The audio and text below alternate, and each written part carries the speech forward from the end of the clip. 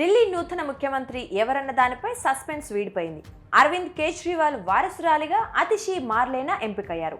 Party ఎమ్మెల్యేలతో నిర్వహించిన సమావేశంలో ఢిల్లీ ముఖ్యమంత్రిగా అతిషి పేరును కేజ్రీవాల్ ప్రకటించగా అందరూ ఏకగ్రీవంగా ఎన్నుకున్నారు. గత 10 ఏళ్లుగా ఢిల్లీలో చక్రం తిప్పుతోన్న అరవింద్ కేజ్రీవాల్ ఢిల్లీ లిక్కర్ పాలసీ కేసులో అరెస్ట్ అయ్యి 5 నెలలు తిహార్ జైల్లో ఉన్న సంగతి తెలిసిందే. సుప్రీంకోర్టు బెయిల్ ఇవ్వటంతో ఇటీవలే ఆయన బయటికి వచ్చారు. అయితే జైల్లో ఉండగా పదవికి రాజీనామా చేయని కేజ్రీవాల్ బయటికి వచ్చిన వెంటనే సీఎంగా రాజీనామా చేస్తానని ప్రకటించడం సంచలనం రేపింది. త్వరలో జరగబోయే ఢిల్లీ అసెంబ్లీ ఎన్నికల్లో విజయం సాధించిన తరువాతే తిరిగి ముఖ్యమంత్రి పగ్గాలు చేపడతానని, అప్పటి వరకు తనకు బదులుగా వేరొకరిని సీఎం చేస్తానని ప్రకటించారు. దీంతో కేజ్రీవాల్ వారసులుగా ఢిల్లీకి కాబోయే ముఖ్యమంత్రి ఎవరన్న చర్చ ఊపందుకుంది. ఆ సస్పెన్స్ కు తెరదించుతూ తన కేబినెట్ లో మంత్రిగా ఉన్న అతిషి మార్లేనాను సీఎంగా ప్రకటించారు కేజ్రీవాల్. ఈ నేపథ్యంలోనే అసలు ఢిల్లీ సీఎం పదవికి అతిషిని ఎందుకు ఎన్నుకున్నారన్న చర్చ మొదలైంది. తన మాటలతో ప్రతిపక్షాలను ముప్పుతిప్పలు పెట్టడంలో అతిషి మార్లేనా ముందుంటారు. ఉన్నత చదువులు చదివిన అతిషి మార్లేనా ఢిల్లీలోని ప్రభుత్వ పాఠశాలల రూపురేఖలనే మార్చేశారు. అంతేకాకుండా గత 2 ఏళ్లుగా ఢిల్లీ మద్యం పాలసీ కుంభకోణంతో ఆ ప్రతిష్ఠ దెబ్బతినటంతో మళ్లీ ఎన్నికల్లో సత్తా చాటాలన్నా, పార్టీపై పడిన మచ్చను తొలగించాలన్నా ఈ సమయంలో ఢిల్లీ సీఎంపై గురుతర బాధ్యత ఉంటుంది. దీంతో ఆమె వైపే ఆప్ వర్గాలు మొగ్గు చూపాయి. కేజ్రీవాల్ రాజీనామా ప్రకటనతో తర్వాతి సీఎం రేసులో పలువురు ఆప్ నేతల పేర్లు ప్రముఖంగా వినిపించాయి. అతిషితో పాటు గోపాల్ రాయ్, కైలాష్ గెహ్లోత్, సౌరభ్ భరద్వాజ్, సునీత కేజ్రీవాల్ వంటి వారి పేర్లు కూడా తెరపైకి వచ్చాయి. మాజీ డిప్యూటీ సీఎం మనీష్ సిసోడియా కూడా మద్యం కేసులో ఆరోపణలు ఎదుర్కోవడంతో ఆయన పేరును పక్కన పెట్టారు. చివరికి ఆప్ వర్గాలు మాత్రం అతిషికే పట్టం కట్టాయి.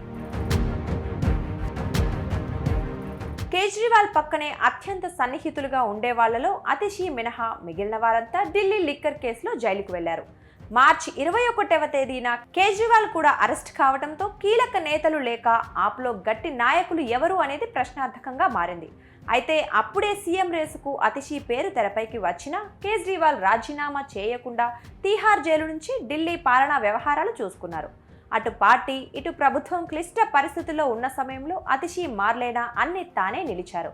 లోక్సభ ఎన్నికలకు ముందు ఆప్పై ప్రతిపక్షాలు చేసిన దాడులను ఆమె సమర్థవంతంగా తిప్పికొట్టారు. మరోవైపు హర్యానా నుంచి ఢిల్లీకి నీటిని విడుదల చేయటం లేదంటూ అతిషి జూన్లో నిరాహార దీక్ష చేపట్టారు. అప్పుడు ఆమె ఆరోగ్యం క్షీణించడంతో ఆసుపత్రిలో చేర్పించారు.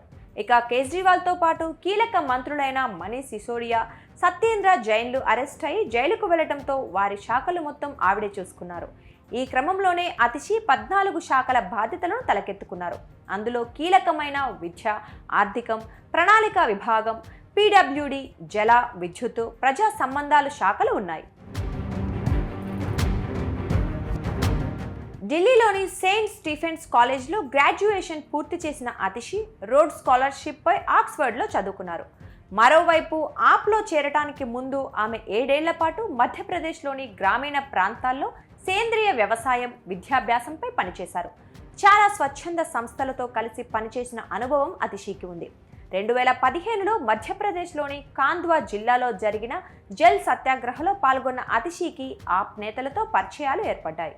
ఈ క్రమంలోనే ఆమ్ ఆద్మీ పార్టీ ఏర్పాటు చేసినప్పుడు సభ్యత్వం తీసుకున్న అతిషి 2013 ఎన్నికల మేనిఫెస్టో డ్రాఫ్టింగ్ కమిటీ సభ్యురాలుగా బాధ్యతలు చేపట్టారు. పార్టీ ఏర్పాటు తర్వాత విధానాల రూపకల్పనలో అతిషి ప్రముఖ పాత్ర వహించారు. అతిషి మార్లేనా 1981 జూన్ 8వ తేదీన ఓ మధ్యతరగతి కుటుంబంలో పుట్టారు. ఆమె తల్లిదండ్రులు విజయ్ సింగ్, త్రిప్తా వాహి ప్రొఫెసర్లుగా పనిచేసేవారు. అయితే అతిషి పేరులో మార్లేనా చేర్చటం వెనుక ఒక ఆసక్తికరమైన విషయం ఉంది. కార్ల్ మార్క్స్, లెనిన్ పేర్లలోని కొన్ని భాగాలను కలిపి అతిషి తల్లిదండ్రులు మార్లేనా అనే పేరును చేర్చారు. ఇక 2018 ఎన్నికల ముందు నుంచి అతిషి తన ఇంటి పేరును వాడటం మానేశారు. 2019 లోక్సభ ఎన్నికల్లో తూర్పు ఢిల్లీ నియోజకవర్గం నుంచి ఆప్ అభ్యర్థిగా పోటీ చేసిన అతిషి మాజీ క్రికెటర్ గౌతమ్ గంభీర్పై 4.5 లక్షల ఓట్ల తేడాతో ఓడిపోయారు. 2020 అసెంబ్లీ ఎన్నికల్లో దక్షిణ ఢిల్లీలోని కల్కాజీ నియోజకవర్గం నుంచి బరిలోకి దిగి 11,000 ఓట్ల మెజారిటీతో బీజేపీ అభ్యర్థిపై విజయం సాధించి మంత్రి పదవి దక్కించుకున్నారు.